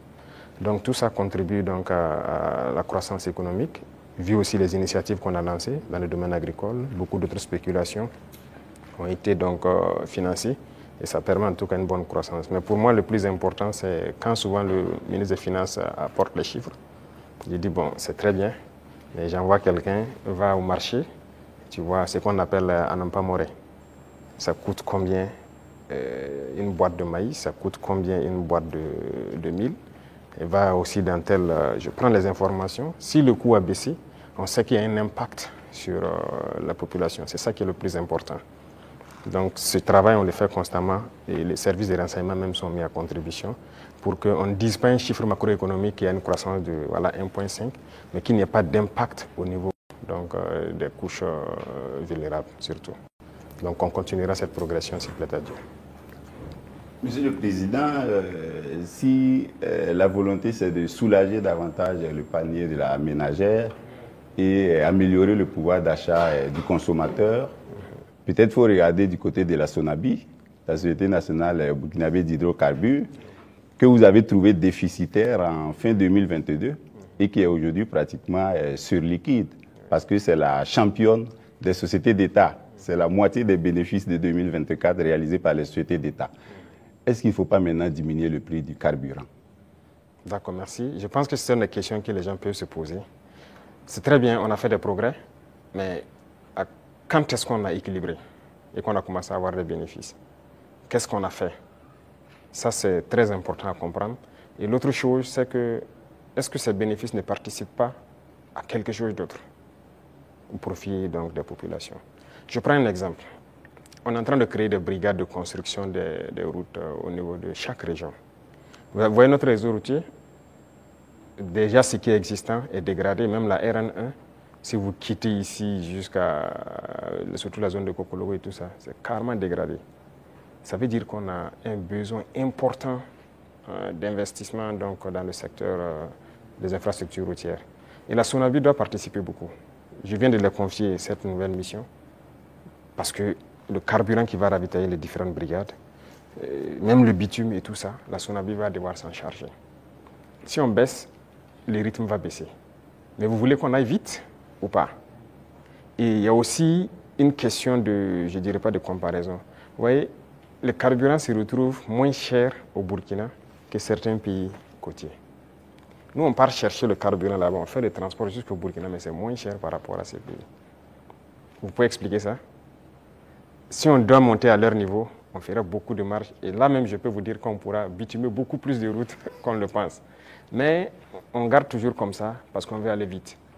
Aujourd'hui, vraiment, il faut remercier le peuple et les amis du Burkina Faso. Beaucoup de gens contribuent, par exemple, la façon Mebo pour embellir les villes, pour faire les routes et tout ça. Mais à un moment donné, le gouvernement aussi, d'abord, a commencé par financer, mais on va devoir financer pour que le rythme continue. Donc, c'est une symbiose entre nous et le peuple. Et je pense que s'ils comprennent l'effort qu'on fait, là où leur argent part, les gens doivent comprendre que bon, on peut rester sur cette ligne. Quand on atteindra un objectif donné, on va pouvoir baisser, ça c'est logique.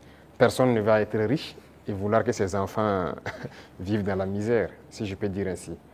Donc les richesses seront partagées, mais nous avons du retard et on doit rattraper le retard.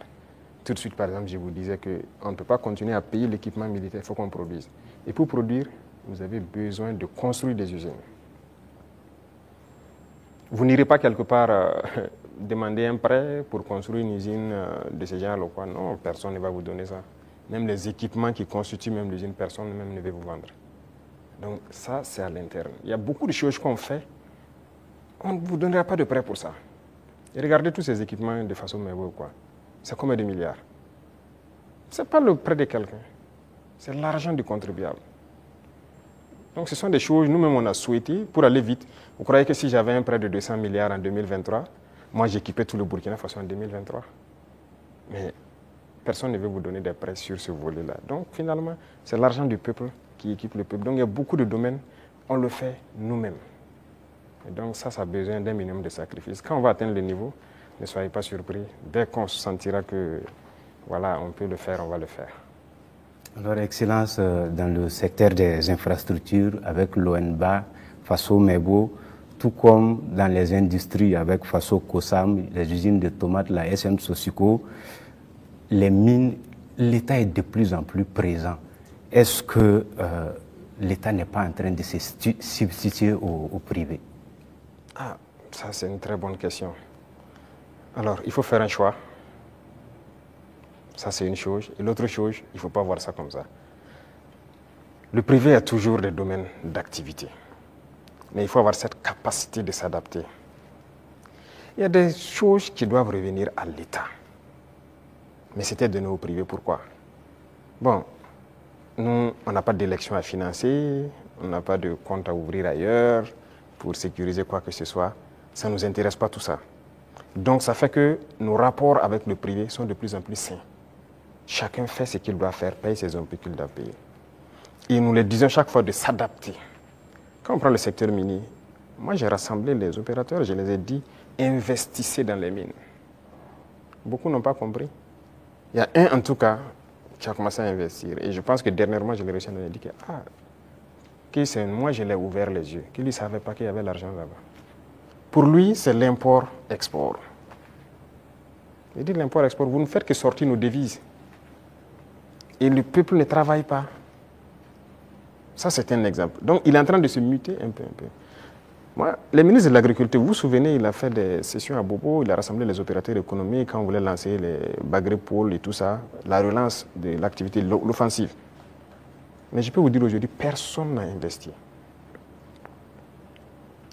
J'ai dit d'accord, j'ai fait faire le point de bilan de l'offensive, puisque nous sommes en 2025, au ministre, et la part que le privé devait prendre pour investir dans nos pôles de croissance, je lui ai demandé quels sont les privés qui ont pu investir dans la terre et tout ça. Il dit personne. C'est ceux qui étaient déjà dedans, les producteurs de semences, ces trucs qu'on a d'ailleurs encouragé, les coopératives, c'est eux qui ont continué. Mais les grands opérateurs, je le dis, oui, il ne faut personne. Je dis d'accord, très bien. Ne soyez pas surpris que demain je dise personne ne prendra de l'argent pour amener à l'extérieur pour payer du riz venir. Vous investissez pour cultiver le riz. Il faut savoir se muter. Il faut savoir s'adapter à l'idéologie de ceux qui dirigent. Donc le secteur privé aura toujours quelque chose à faire. Mais il faut s'adapter au contexte. Parce que si on laisse tout aux mains du privé, il n'y aura pas de pays. C'est ce qui était déjà là. Quand on prend le CCVA, lequel d'entre vous n'a pas de véhicule qu'on contrôle? Vous osez prendre votre véhicule rouler sans visite contrôle technique? La police va vous arrêter. La police, c'est qui? C'est le peuple qui paye, c'est ceux qui sont mandatés pour faire cette police par le peuple. Si la police doit contrôler des véhicules pour vous obliger à prendre la visite technique, et cette structure appartient à une privée, a été privatisée. De l'argent, je dirais gratuit, privatisé. Vous trouvez ça normal? La Sosuco, c'était privatisé. Beaucoup de sociétés sont privatisées. Mais ça peut faire rentrer de l'argent pour l'État et que l'État doit travailler pour tout le monde. Si vous privatisez tout, on fait quoi? L'État gagne l'argent où? On ne veut pas construire notre pays? On veut rester comme ça, dans ce qu'on connaît là? Nous, on veut construire. On veut produire, on veut que tout le monde vive bien et en paix. On veut voir nos enfants dans d'autres types d'écoles. On veut que notre pays se développe. Et pour ça, l'État doit être responsable et prendre ses responsabilités dans certains domaines. Même le secteur des mines, on est en train de racheter. Il y a les deux premiers mines qu'on a décidé de racheter, ce n'est pas qu'on a retiré, on a racheté. Et vous avez suivi, c'est près de 100 milliards. Mais c'est l'État qui a payé pour acheter ces mines. Et c'est nous, nous exploitons maintenant. Et on fera comme ça. Même les parts que je dis qu'on va prendre, on va racheter des parts. Il faut que l'État soit fort. Si l'État n'est pas fort, vous n'avez pas de pays. Ça, il ne faut pas se leurrer. Le capitalisme ne peut qu'être sauvage. Si vous laissez le capitalisme se développer à un certain niveau, finalement, vous allez vous perdre. Vous, si vous faites une industrie tout de suite pour fabriquer je ne sais pas quoi, vous voulez faire du profit. Au début, vous pouvez mettre une usine qui emploie peut-être 500 personnes. Et au fur et à mesure, vous robotisez. Finalement, votre usine, vous n'avez que 10 personnes. Devant un ordinateur qui travaille. Les 490 sont au chômage. Nous, on est contre ce système. On régule aussi. Certes, digitalisé, mais une certaine robotisation, on est contre. Donc, on a une idéologie qu'on va dérouler au fur et à mesure, mais il faut que les gens s'adaptent à l'idéologie. C'est pour le bien-être de tout le monde. Sinon, on va se retrouver dans des situations très inconfortables. Voilà. Monsieur le Président, est-ce que ça veut dire que vous attaquez à l'économie de marché, qui est enseignée aujourd'hui en sciences économiques et avec lequel les systèmes, les jeunes économistes grandissent? Parce qu'aujourd'hui, l'État vend du yaourt à travers Faso Kosam. Vous avez annoncé les Fasoyards. On se demande quand vous allez ouvrir les premières boutiques. Tout ça, vous prenez progressivement la place du privé. On ne sait pas quand ça va s'arrêter. D'abord, j'ai dit au ministre de l'Enseignement supérieur de me changer. D'abord, la carte universitaire a changé, mais le curricula de changer tout. Pourquoi on doit forcément apprendre leur manière de faire l'économie? On n'est pas en mesure de créer. Est-ce que c'est Dieu qui est descendu, encore, comme j'aime le dire, créer, asseoir des gens, créer l'école? Ce sont des gens qui ont inventé, qui ont créé des concepts et qui ont créé l'école. Ce sont les êtres humains qui ont créé l'école. Donc, qui ont mis des programmes, ainsi de suite. Le programme aux États-Unis est différent du programme en France, différent du programme en Angleterre, ainsi de suite. Chacun a sa manière d'enseigner sa population pour atteindre le niveau qu'on souhaite. Donc, nous aussi, on va créer notre modèle. Justement, c'est ce qui nous met en retard. Malheureusement, notre modèle d'école n'est pas bien. On a pris pour les autres, adapté, et finalement, on forme quoi? Ok, on forme beaucoup d'économistes dans ce concept. Mais est-ce que ça marche? Est-ce que ça marche? Ok, nous, on est en train de changer de système. Est-ce qu'on fait des progrès ou pas? C'est là la question. C'est toute la question comme ça. Il a parlé de l'ONBA, des trucs. Il y a des barrages qui étaient endommagés depuis des décennies, ensablés ou quoi. Cette saison, l'eau est dedans. C'est par notre système qu'on arrivait à remettre en œuvre ces barrages-là. Les populations vont produire, pendant la saison pluvieuse, vont produire toute l'année et ils sont bien contents. Et ils ont de l'eau potable aussi, à travers l'ONEA, par ces barrages-là pour boire.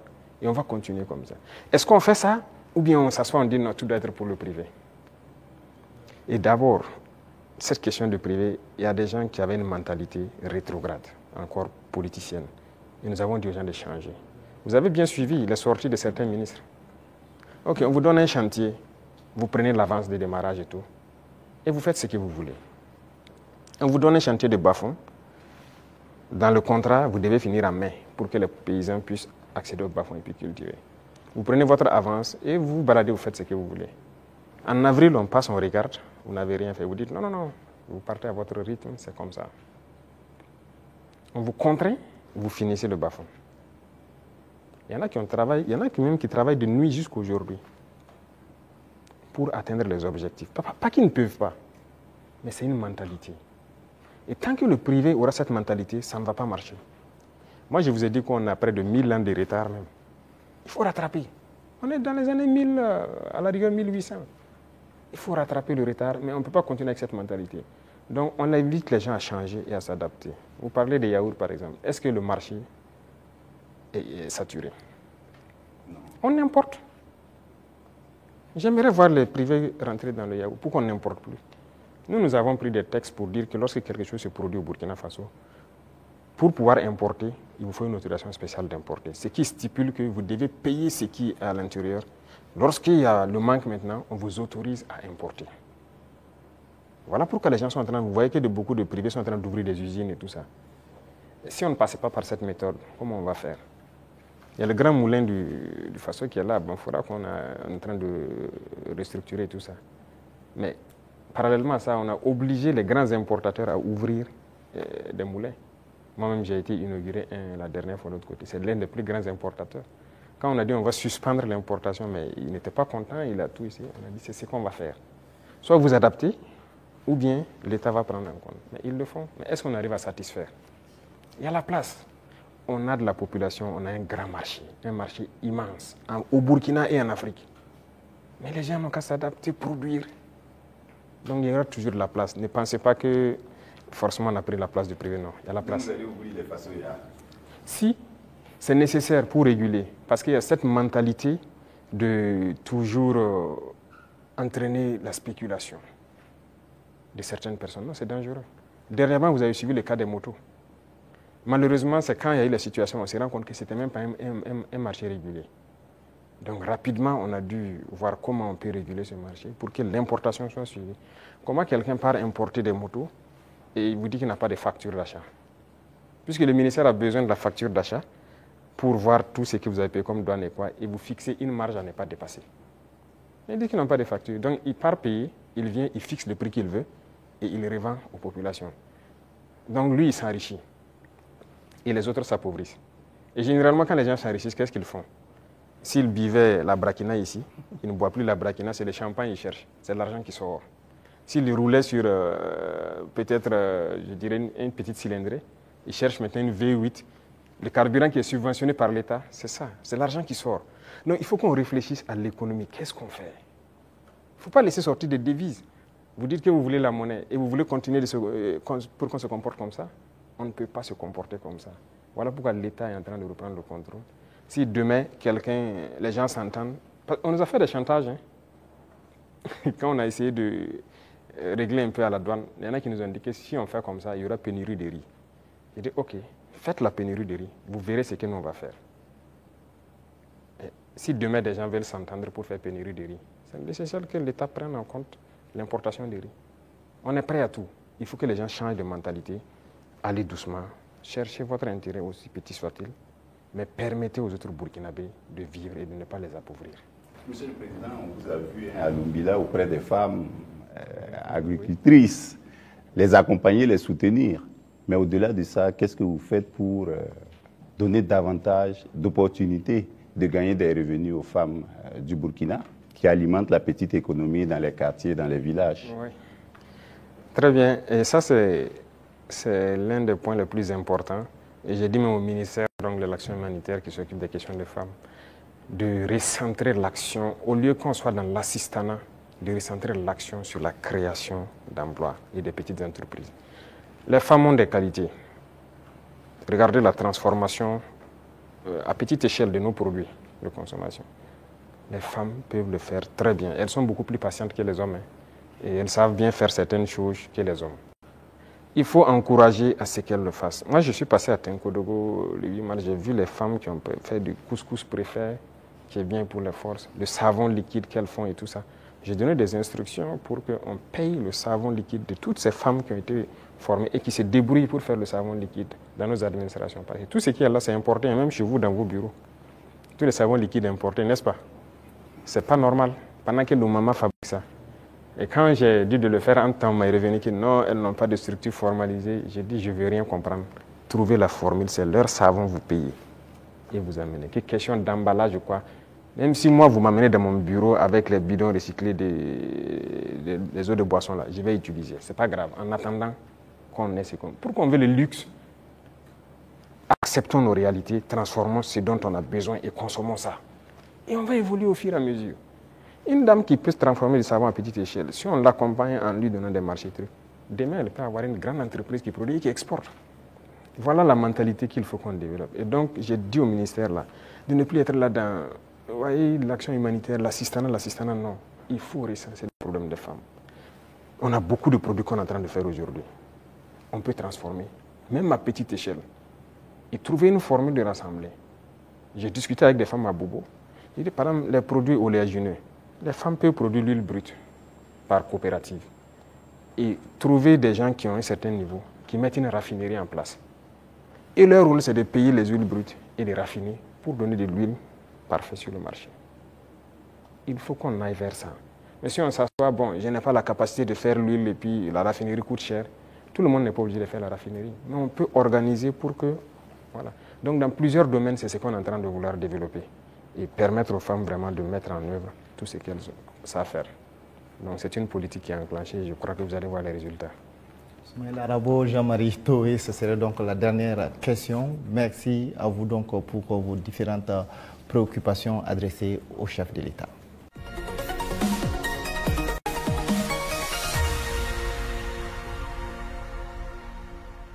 Excellence, nous accueillons à présent Sekou Tangara de la télévision Africab et Abdou Zouré de Faso 7. Ils vont échanger avec vous sur des sujets en lien avec la diplomatie et l'AES. Bonsoir, chers confrères. Alors, vous disposez pour ce volet de 15 minutes.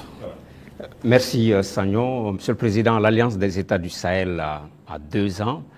Comment est-ce qu'elle se porte aujourd'hui? Quel est son état de santé? Merci. Je dirais que l'évaluation de l'état de santé, c'est à travers la population qu'on peut le sentir. Et à travers la population, je pense qu'elle se porte bien. Parce que l'AES n'appartient pas aux dirigeants, l'AES appartient au peuple. Et les peuples ont adhéré. Ça fait que c'est exceptionnel ce qui se passe. L'AES a pu unir, rapprocher les peuples et c'est ça le plus important. Donc on rend grâce à Dieu. C'est un enfant de 2 ans. On a l'impression que la tête est là, les pieds aussi. Mais Monsieur le Président, on a l'impression que les bras ne sont pas encore là. On parle d'agence d'exécution, de maître d'ouvrage. Il était question de transformer l'autorité du Liptako Gourmand en agence d'exécution. À quand est-ce que les populations de l'AES pourront voir ces projets de développement, les projets structurants au bénéfice des populations? Très bien. Je pense que là, c'est une mutation qui est en cours. Ce n'est pas définitif d'abord. Il y a toujours la réflexion, parce que c'est un administrateur provisoire qui est là. Et il faut réfléchir comment on peut la rendre effective en agent d'exécution. Donc c'est une réflexion qui progresse toujours. Parce qu'il ne faut pas faire les erreurs de reconduire les mêmes institutions. Si on se calque sur les mêmes institutions qui ont échoué, ça ne va pas marcher. Et quel type de projet on veut faire pour une population? Qu'est-ce que la LG faisait et qu'est-ce que nous on veut maintenant? La routine, c'est quoi pour certains agents d'exécution ou quoi? C'est de voir les bailleurs de fonds, réunir les financements pour des projets. Mais ça veut dire des prêts pour les populations. Est-ce que c'est ce que nous voulons? Je ne pense pas. Nous partons d'une question endogène. Et si on dit endogénéité, voilà pourquoi la banque d'investissement, si vous remarquez, le prélèvement est fait pour qu'on puisse ravitailler la banque d'investissement. Il faut que si nous voulons qu'elle fonctionne, que si elle a besoin de faire des projets dans l'espace, que la banque puisse a priori financer. Mais si c'est pour constituer une agence et repartir chez les mêmes impérialistes pour aller se mettre à prêter l'argent pour certains projets, peut-être qu'ils n'ont même pas la même vision que nous, ce n'est pas évident. Donc la réflexion est toujours en cours, ce n'est pas définitif.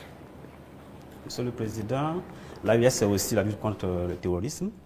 Aujourd'hui, où en sommes-nous avec la force conjointe et quelles sont les actions fondamentales qui ont été posées sur le terrain? Alors, la force conjointe, nous avons fait l'architecture comme vous avez pu le voir. Le poste de commandement est installé à Niamey. Et actuellement, il s'agit d'équipement des premières unités. Par exemple, le Burkina Faso, le premier bataillon est prêt. Et les équipements aussi de ce bataillon sont là. Et nous sommes en train de former le deuxième bataillon qui, peut-être dans 2 mois, comme ça, seront prêts. Et chaque pays, le concept est que chaque pays commande les équipements. On a arrêté un format d'équipement que chaque bataillon doit avoir. Donc, il faut les commander pour qu'on puisse les armer. Et comme je l'ai dit, jusque-là, on ne fabrique pas certains équipements. On est obligé de commander. Et vous voyez comment le monde est fou. Tout le monde prépare la guerre. Vous pouvez commander aujourd'hui un équipement, on vous donne 4 mois, 6 mois, 8 mois, souvent même des années. Donc on est obligé de faire avec. Et qui de force conjointe, ça demande une communication importante. Et donc vous comprenez toute la logistique en termes de transmission qu'il y a derrière. Il faut que ce soit parfait. Donc voilà pourquoi on ne précipite pas les choses. Déjà, il y a beaucoup d'opérations qui se mènent de façon conjointe. Donc c'est déjà le début de la force.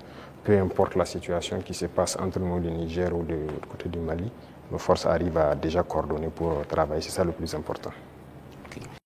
Quand on regarde, pour rester sur la force conjointe, quand on regarde la photographie de l'AIS, la Confédération est entourée par des pays avec lesquels souvent il y a des frictions diplomatiques. C'est-à-dire quand on prend le Niger, il y a des frictions avec le Bénin, le Mali, il y a des frictions avec l'Algérie, le Burkina, même si on ne le dit pas, des petites frictions souvent avec la Côte d'Ivoire. Comment transformer justement ces frictions diplomatiques en opportunités opérationnelles pour lutter contre le terrorisme, Monsieur le Président? C'est ce que j'ai dit. Vous voyez, c'est autour de l'AES. Si nous connaissons la menace qu'il y a autour de nous, l'opportunité, la seule opportunité à saisir, c'est de développer des armées très fortes et d'essayer de nous développer. C'est la seule opportunité. Sinon, l'adversité, on va toujours l'avoir. Ce n'est pas comme ce que vous avez cité, c'est réel. C'est réel. Mais qu'est-ce qu'on peut bien faire? Le problème en Afrique, très souvent, ce sont les dirigeants. Ces frictions diplomatiques, c'est pas entre... Moi, je n'aime même pas dire les frictions entre les États. Il n'y a pas de friction entre les 2 pays ou quoi. Il y a friction entre les dirigeants des pays. Est-ce qu'entre armées de l'AES et ces pays-là, ça coopère, ça se renseigne, il y a la collaboration? Bon, pour certains cas, je ne sais pas, mais je prends par exemple le cas de... Même avec le Bénin, nous, on n'a pas les mêmes approches en termes de terrorisme. Je prends par exemple le cas du Bénin. Moi, avant d'aller à Moscou la dernière fois, en mai, un jour, j'étais là, il y avait une menace qui planait sur un détachement au Bénin. Mais les militaires n'attendent pas de monter au niveau politique ou quoi que ce soit pour certaines choses. Ils ont contacté nos forces à l'Est, qui ont confirmé en tout cas la menace. Ils ont demandé si on pouvait faire quelque chose. Moi, j'étais encore là, c'était un samedi, je me souviens. J'ai ordonné à nos appareils d'aller survoler et voir ce qui se passe, parce qu'ils ont intercepté les communications de regroupement. Effectivement, les drones sont arrivés à la frontière, ils ont vu que les terroristes se regroupaient pas loin de leur base. On a frappé et on a avorté l'attaque. Ce n'est pas une fois, ce n'est pas 2 fois. Vous voyez, les forces coopèrent. C'est ça l'esprit militaire. Un bon militaire, la menace d'abord, il y a une menace commune. Mais maintenant, c'est souvent au niveau, comme je l'ai dit, au niveau des dirigeants, beaucoup n'ont pas compris. Ils sont là dans des guerres inutiles. Mais le plus important, la menace est commune. Si quelqu'un croit qu'il peut se soustraire de la menace, il se trompe. Donc on coopère. Les militaires coopèrent. Vous avez dû voir, par exemple, nous et les dirigeants ivoiriens, il ne faut pas se mentir, ça ne va pas. Mais vous avez dû voir nos militaires, très souvent même, qui se retrouvent, qui s'assoient ensemble à la frontière, qui causent. Voilà, ça fait partie. C'est l'occasion de parler des 6 éléments du DARA. Où est-ce qu'on en est? On a entendu les autorités lors d'une conférence de presse, ils en ont parlé. Au niveau du Burkina Faso, comment est-ce que ça se passe? Qu'est-ce qu'ils ont dit? Ils ont franchi la frontière, ils ont été interpellés. Ils sont là. D'accord. Chaque fois que quelqu'un franchit la frontière, il rentre, mène des actions. Que si ce sont des civils, généralement, c'est qui rentrent, qui posent des questions, qui font des enquêtes. Ça, c'est de l'espionnage, en fait. Donc, c'est logique qu'on les arrête et qu'on les entende. C'est comme avant ça, il y avait des gendarmes qui avaient franchi en armes. C'est arrivé 2 fois, il y avait 6 et 2 entre-temps. On les avait arrêtés, on les avait amenés jusqu'à Ouagadougou avec les armes, on les a auditionnés. Mais un jour, le ministre de la Défense m'a dit que son homologue l'a appelé et plaidé si on peut les libérer. J'ai vu les services de renseignement et j'ai dit, bon, écoutez, s'ils ne sont pas rentrés avec une mauvaise intention et tout, fraternité d'armes et tout ça, il faut les libérer. Le même jour, ils ont été libérés. Et nous aussi, nous espérions que les Ivoiriens, il y a des civils burkinabés en prison, qu'ils les libèrent. Malheureusement, c'est 2 ou 3 jours après, on apprend le décès de notre frère en prison. Et les autres qui sont en prison sont toujours en prison. Et même ce sont des civils, des commerçants. Écoutez, ça, c'est pas de la bonne collaboration. Donc, pour les 6 éléments, on attend. On n'a rien reçu d'abord comme approche ou quoi que ce soit. Pourtant, le porte-parole du gouvernement ivoirien a indiqué qu'ils espèrent, qu'ils privilégiaient la voie du dialogue avec le Burkina Faso. Il a dit en conférence de presse le mercredi passé. On les attend. Nous, si on avait privilégié la voie du dialogue, on espérait aussi qu'ils libèrent nos civils innocents et qu'ils viennent. Mais un est mort dans leur prison qui n'est même pas une prison conventionnelle. Donc, écoutez, chacun assume ses actes. Hein. Et nous, on n'a pas l'art de mentir. Ce qui est réel, on le dit. On n'a pas de personne à nous approcher d'abord. Donc la situation est telle qu'elle. Ouais, voilà. Les relations entre l'AES et la CEDEAO sont claires, elles sont limpides, c'est la rupture. On se pose des questions par rapport à l'UEMOA. Récemment, lors de la conférence des ministres des Finances de l'UEMOA, il était question que ce soit le Burkina Faso qui préside la conférence des ministres. Ça n'a pas été le cas. Comment est-ce que cette question a été abordée au niveau du collège des chefs de l'État de l'AES? Quelle lecture vous en faites? Non, ce n'est pas surprenant. Nous, on était préparés à ça, ce n'est pas surprenant. Vous voyez, il y a des gens qui se prévalent de gouverner toute l'Afrique de l'Ouest et qui sont les... Ça ne marche pas avec nous. Ça ne marche pas, on les a dit clairement. Moi, j'ai des gens avec certains chefs d'État, j'ai dit ça ne marche pas. Y a-t-il de quoi quitter l'UEMOA, Monsieur le Président? Mais s'il y a nécessité. Et peut-être on tend vers ça. Si on ne peut pas gouverner, qu'est-ce que vous voulez? On nous cherche. Ça a été le même cas que la CEDEAO. On nous pousse vers la porte, ben on va partir. Donc on les regarde. La balle est dans leur camp. En préparant l'émission, Monsieur le Président, en préparant l'émission, on a appris que vous aimez cette formule « tout est urgent ». Au sein de l'AES, est-ce qu'il y a plus urgent, même dans la hiérarchisation des urgences, qu'est-ce qu'on peut privilégier aujourd'hui? Les urgences au niveau de l'AES? Oui. C'est la question sécuritaire. C'est le plus urgent. Et vient maintenant la question de développement qui est liée à la question sécuritaire. Il faut qu'on libère nos terres et qu'on sécurise nos populations. Ça, c'est l'urgence absolue.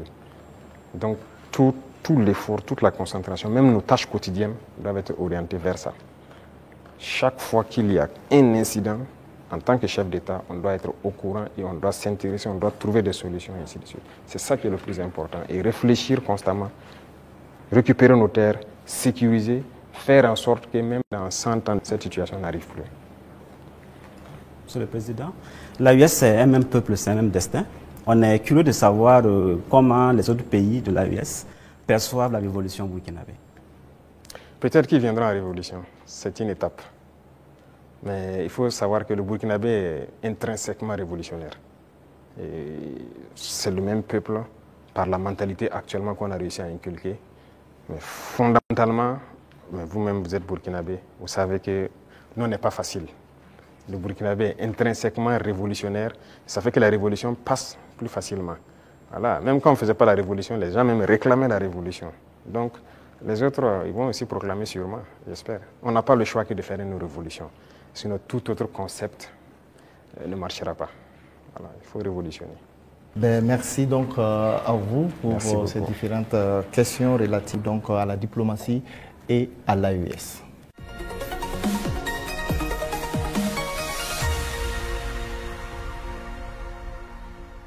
Monsieur le Président, nous nous acheminons vers la fin donc, de cet entretien.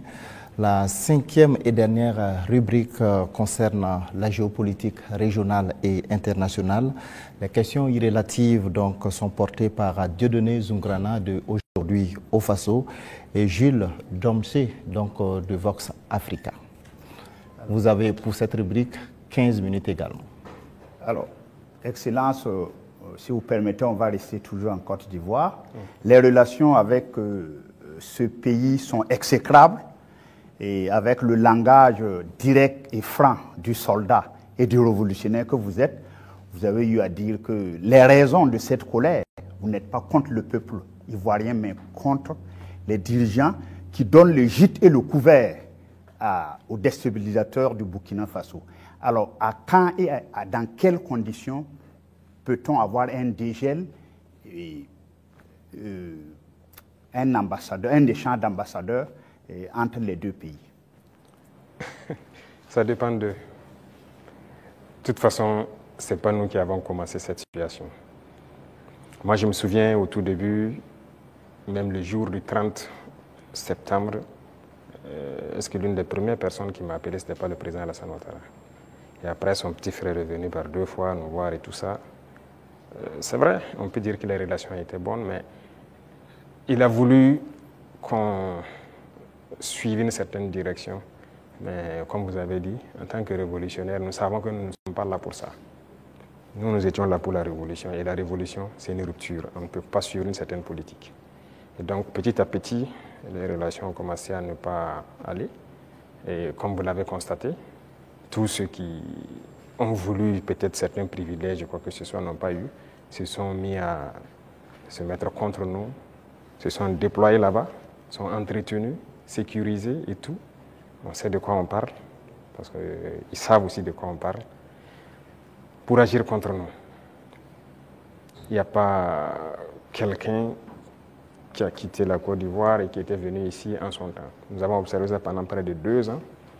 On les a parlé plusieurs fois. Ils nous ont dit non, il faut qu'on passe par les règles de l'art, il faut que la justice émette des mandats et tout ça. On a fait tout. Ils ne répondent pas. Monsieur le Président, ça ne marche pas. J'embraye avec la question de mon confrère pour rester sur la Côte d'Ivoire. Comme vous le savez très bien, la Côte d'Ivoire a une élection présidentielle cette année, dans quelques mois. Est-ce que c'est quelque chose qui vous intéresse? Ça nous intéresse d'autant plus qu'on a beaucoup de compatriotes en Côte d'Ivoire quand même. Et on craint qu'il y ait des violences. Et ça, ce n'est pas forcément la bienvenue. Parce que nous avons vécu malheureusement les années passées aux violences en Côte d'Ivoire avec les opérations Bahiri. Tout le monde a subi ça au Burkina.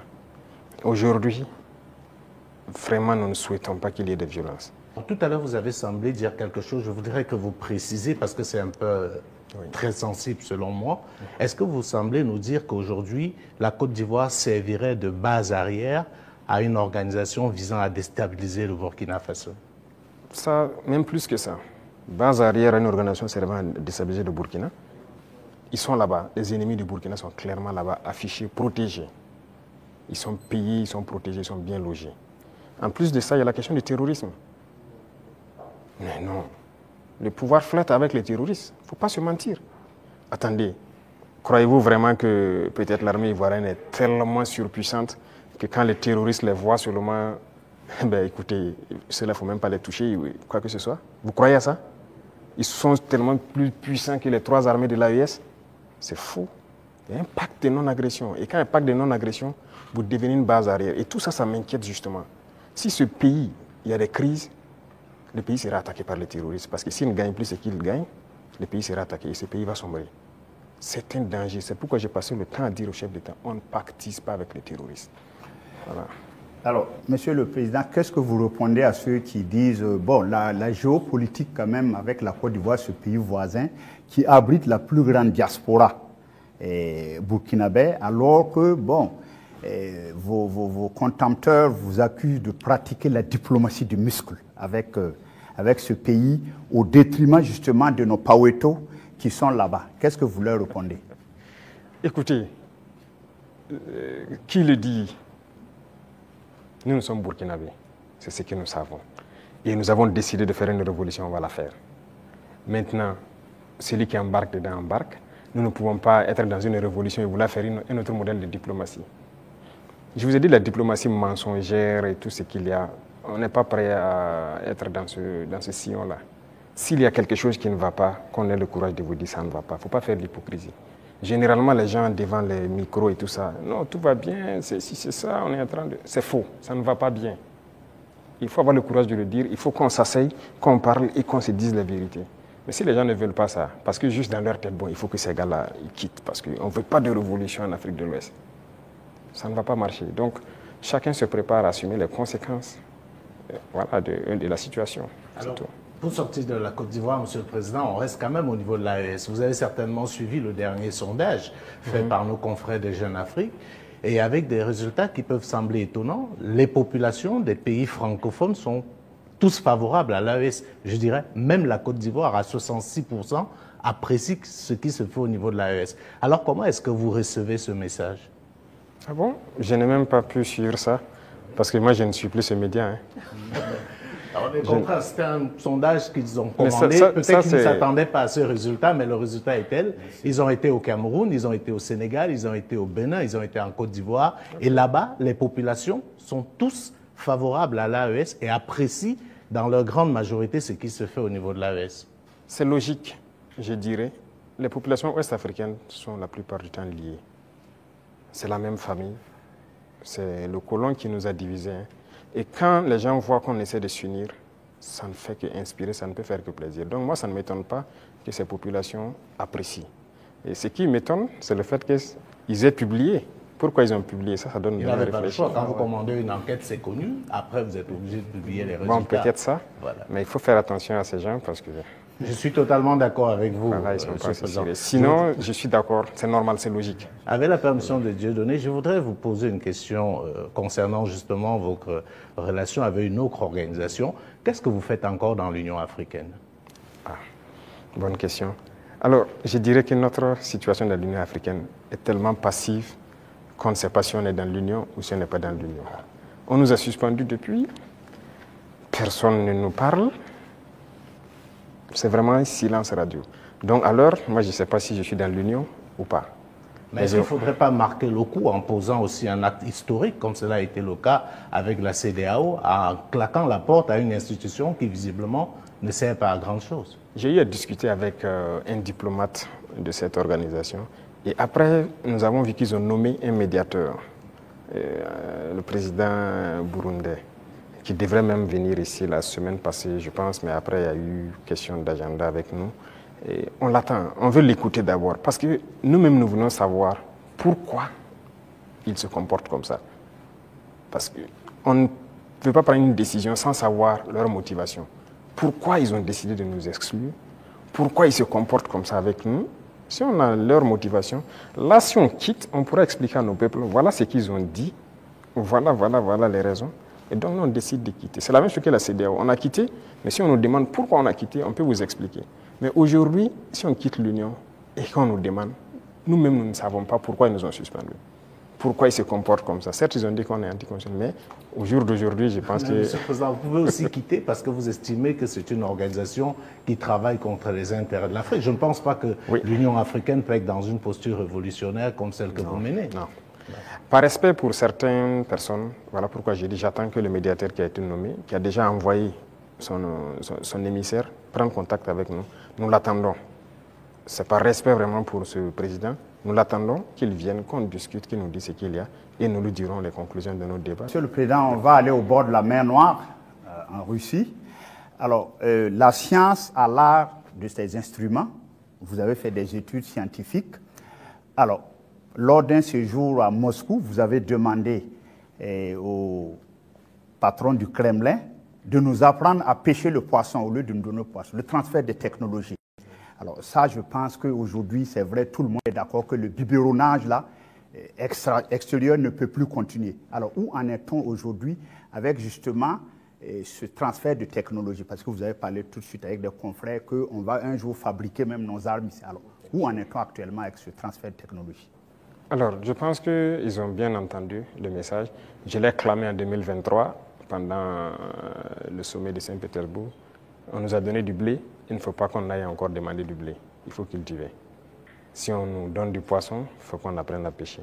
Et je pense que les initiatives qu'on est en train de développer, nous avons demandé donc à la Russie d'offrir un certain nombre de bourses d'études à des étudiants burkinabés pour qu'ils aillent apprendre la science. Ils ont accepté.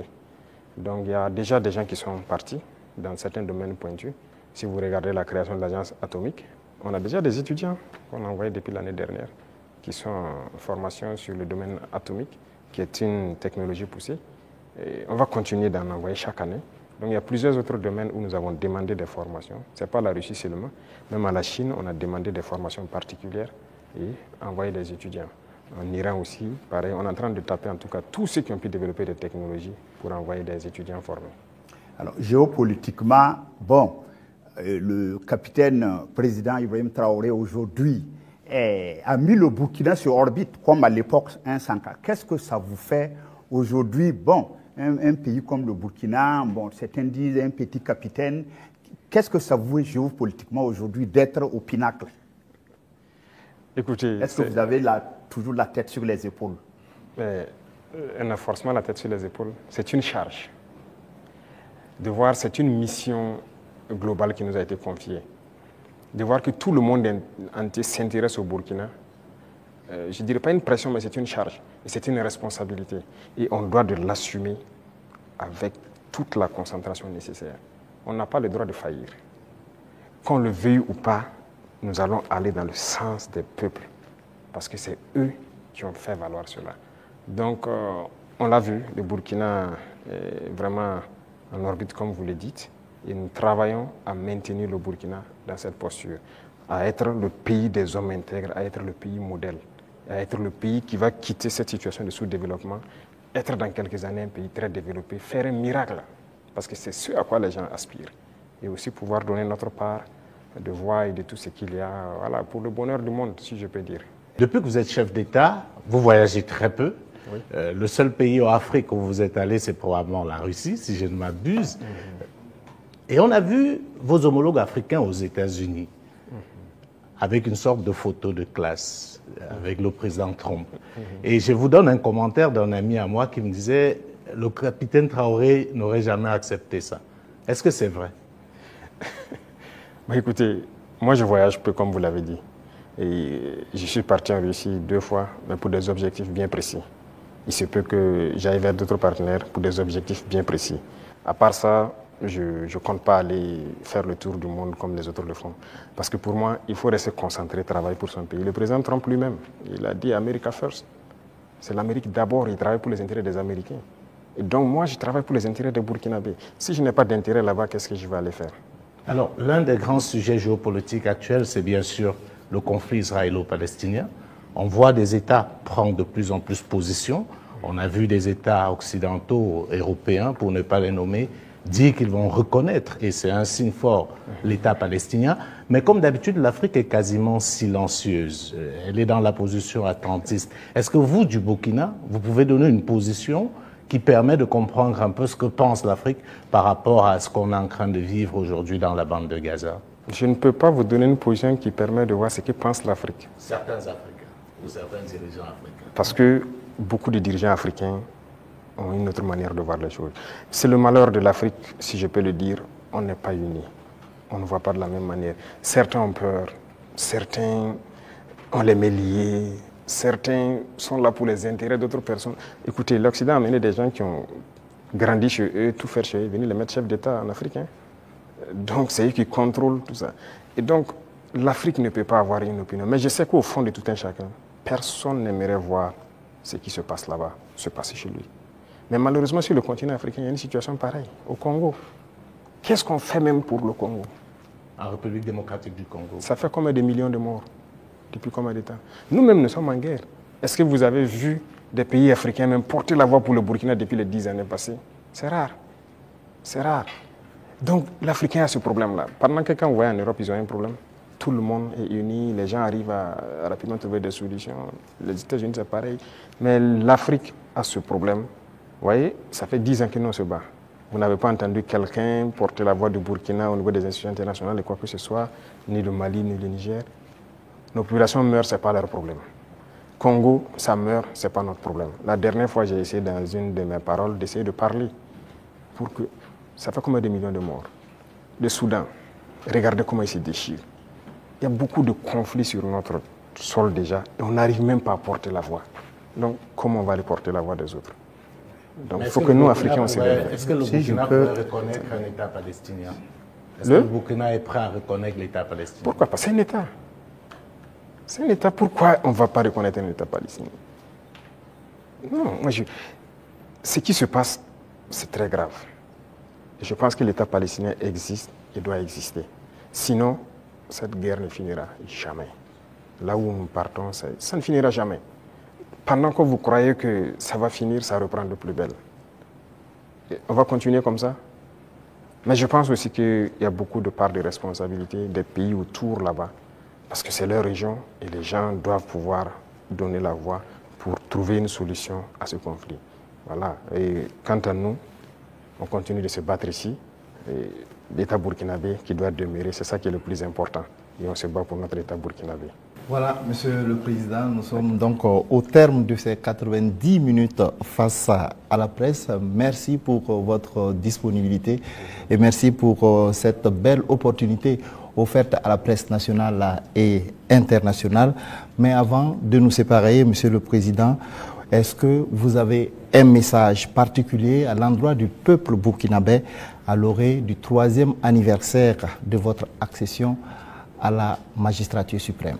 Pour le peuple burkinabé, ça fait 3 ans que nous sommes là et qu'on chemine.